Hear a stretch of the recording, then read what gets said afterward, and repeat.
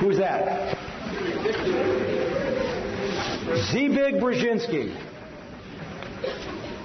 Zbigniew Brzezingski was Counselor for Strategic and International Studies, Professor of American Foreign Policy at Johns Hopkins, National Security Advisor to President Jimmy Carter, trustee and founder of the Trilateral Commission, member of the Council on Foreign Relations, international advisor to several major corporations, associate of Henry Kissinger, also worked for Ronald Reagan in intelligence capacities.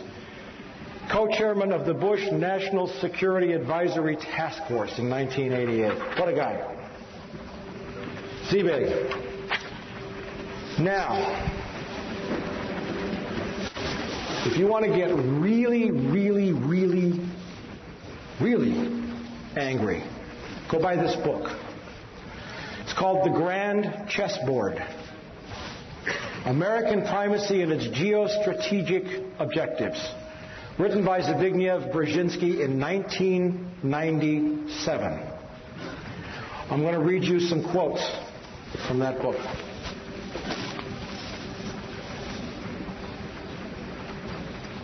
Page XII, it's the very first words in the book. The last decades of the 20th century has witnessed a tectonic shift in world affairs.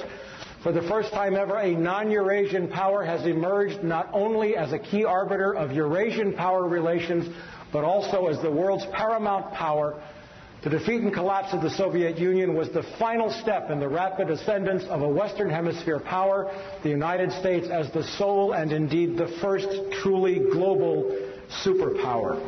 Page XII, it's in the preface. But in the meantime, he says, it is imperative that no Eurasian challenger, Eurasia is everything in between roughly east of Germany all the way to the Pacific Ocean, south through the Indian subcontinent, includes the Middle East.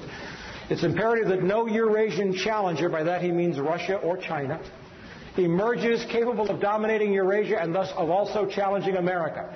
The formulation of a comprehensive and integrated Eurasian geostrategy is therefore the purpose of this book, Geostrategy, Eurasia.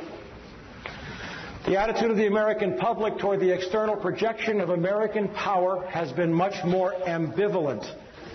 The public supported America's engagement in World War II largely because of the shock effect of the Japanese attack on Pearl Harbor.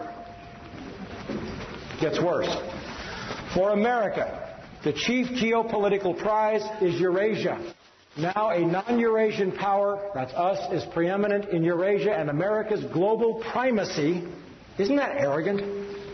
America's global primacy is directly dependent on how long and how effectively its preponderance on the Eurasian continent is sustained. What he's saying is that if the U.S. wants to stay top dog, we have to control Eurasia.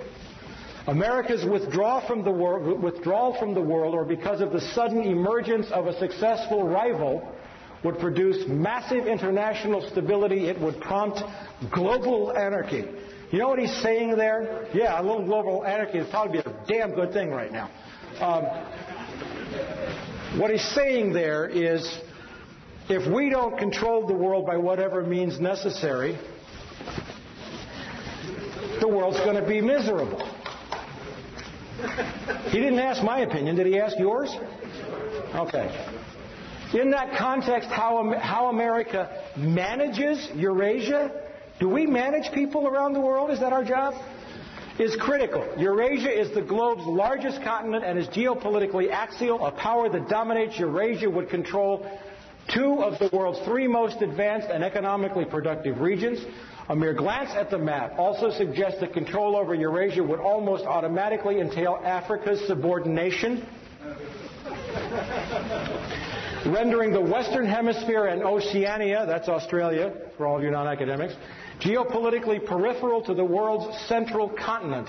About 75% of the world's people live in Eurasia, and most of the world's physical wealth is there as well, both in its enterprises and underneath its soil.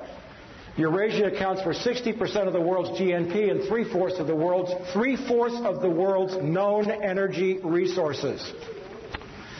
Two basic steps are thus required. First, to identify the geostrategically dynamic Eurasian states that have the power to cause a potentially important shift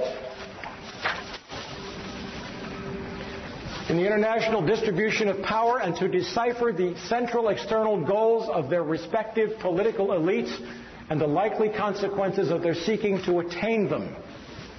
Second, to formulate specific U.S. policies to offset, co-opt, and or control the above. The man is talking about co-opting, controlling, managing, subverting nations and peoples and economies. To put it in a terminology that harkens back to the more brutal age of ancient empires, the three grand imperatives of imperial geostrategy are to prevent collusion and maintain security dependence among the vassals, to keep tributaries pliant and protected, and to keep the barbarians from coming together.